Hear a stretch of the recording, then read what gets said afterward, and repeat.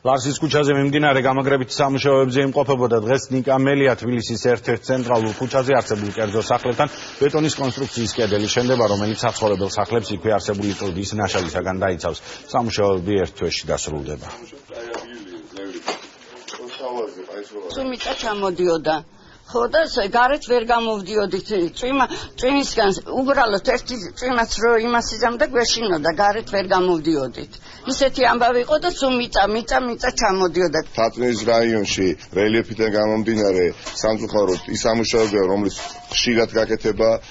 გვიწევს და ეს არის ის რაც სჭირდება დღეს ნამდვილად თბილისში და თბილისის მაცხოვრებლებს ნამდვილად არ აინტერესებს აი მოჯახებს აქ ის პოლიტიკური კინკაობა არც ქართული ოცნება არც ნაციონალური მოძრაობა არც ლეიბორისტული პარტია პოლიტიკურ პარტიებს შორის დაპირისპირება ნამდვილად არ აინტერესებთ აი ეს საქმე რომელიც კონკრეტულად კეთდება და ზუსტად ესე უნდა იყოს მომავალში ნამდვილად